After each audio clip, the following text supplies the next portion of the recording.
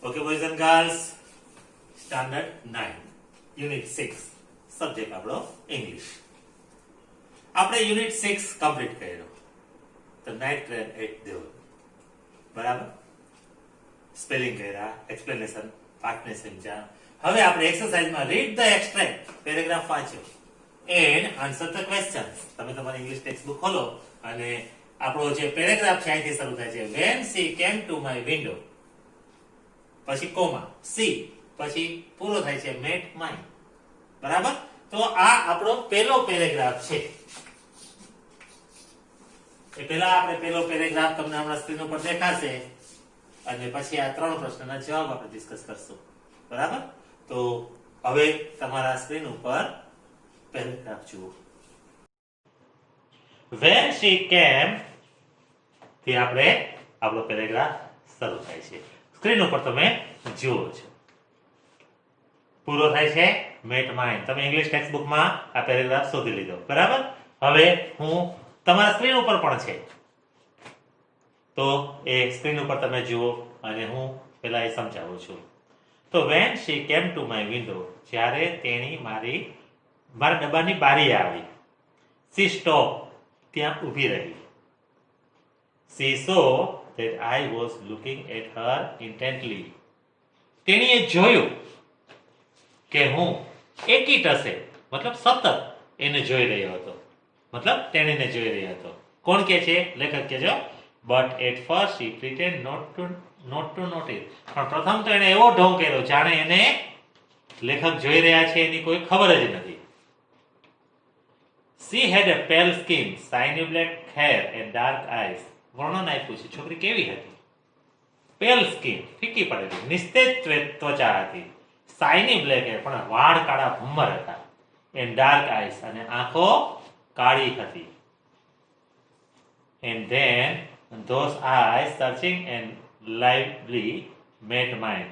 અને એ આંખો જે સર્ચિંગ, જેને કંઈક શોધતી હોય, એન્ડ લાઇવલી, જીવંત હતી, met mine, મારી આંખો સાથે મળી. અહીંયા પેરેગ્રાફ પૂરો થાય છે. તો આ જે પેરેગ્રાફ છે એના પ્રશ્ન જવાબ આપણે જોશું. બરાબર? હવે બોર્ડ ઉપર આપણે જે મેં પ્રશ્ન લખ્યા છે એના જવાબ લખશું. બોયઝ એન્ડ ગર્લ્સ, આપણે પેરેગ્રાફ જોયો when she came to my window. C પછી met mine, ત્યાં પૂરો કર્યો. આપણે એનો પાસાંતર પણ સમજાય. પહેલો પ્રશ્ન, how did the author react when he saw the girl for the first time? એને પ્રથમ વખત છોકરીને જોઈ લેખકે કેવું વર્તન કર્યું? એને છોકરી જોઈ તો એકીટસે એને જોવા લાગ્યા. એ આપણે આન્સરમાં લખશું.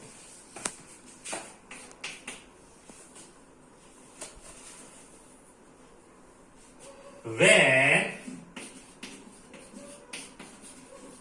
the author એટલે લેખક, saw the girl for the first time.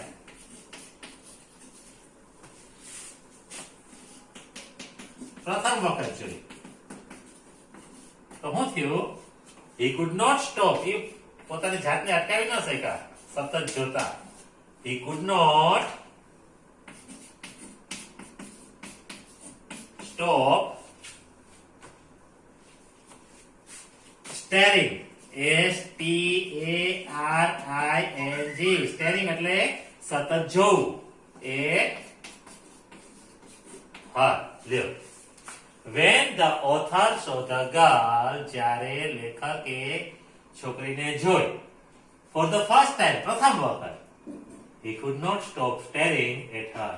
એની સામેથી નજર હટાવી શક્યા નહીં, મતલબ એની સામે સતત તાકી રહ્યા. Okay, boys and girls, second question. Describe the young girl. કેવી હતી? Pale skin, black hair, dark eyes. એ લખવાનું છે. The girl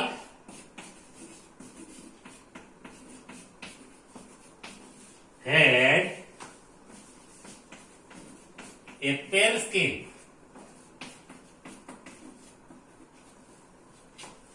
shiny, ચમકતા, શાઇની બ્લેક હેર, ખાલી હેર નહીં હો ભાઈ, બ્લેક હેર, કાળા વાળ હતા. ચમકતા સફેદ વાળા હોય તો એનો કઈ અર્થ નથી, બરાબર ને. અને ડાર્ક આઈસ,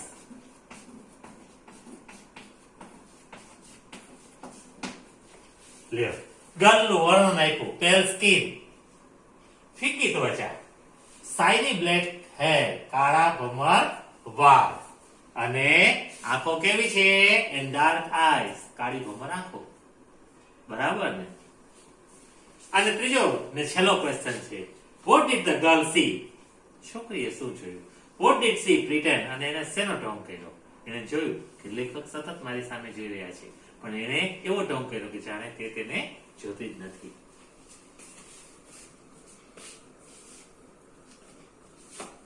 તો આન્સર લખશું આપણે, the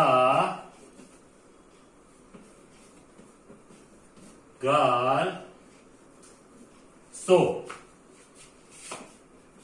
the author was looking at her intently,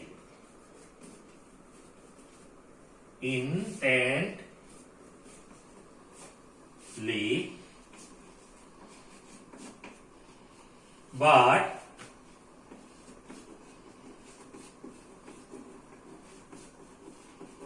she pretend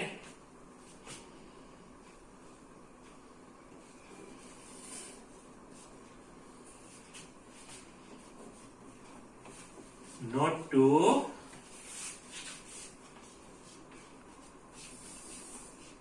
notice it. Ready? The girl saw that the author was looking at her intently. ગર્લે જોયું કે લેખક સતત મારી સામે જોઈ રહ્યા છે, પરંતુ she pretend not to notice it. એવો દેખાવ કર્યો, એવો ઢોંગ કર્યો કે જાણે તેને ધ્યાનમાં જ લીધા નથી. તો આ સાથે આપણે આ એક એક્સ્ટ્રેક્ટ જેને કહેવાય પેરેગ્રાફ અને એના પ્રશ્ન જવાબ અહીં પૂરા કરીએ છીએ.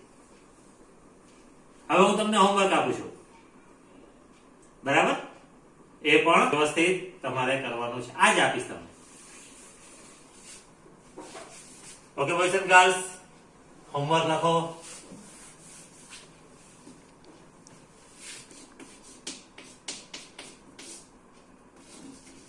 આજનો પેરેગ્રાફ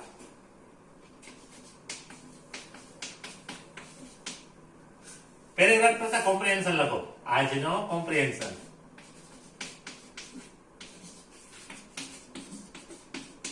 મતલબ આ જે પેરેગ્રાફ કર્યો એના પ્રશ્ન જવાબ, એને કોમ્પ્રિહેન્શન કહેવાય. એક્સ્ટ્રેક્ટ પણ કહેવાય. કોમ્પ્રિહેન્શન ના પ્રશ્ન જવાબ લખો. એટલે તમારું આજનું હોમવર્ક, બરાબર? તો વ્યવસ્થિત આજે હોમવર્ક કરો. હજી આના પછીના એપિસોડમાં પણ આપણે એક્સ્ટ્રેક્ટ લેશું. તો okay boys and girls, have a good day.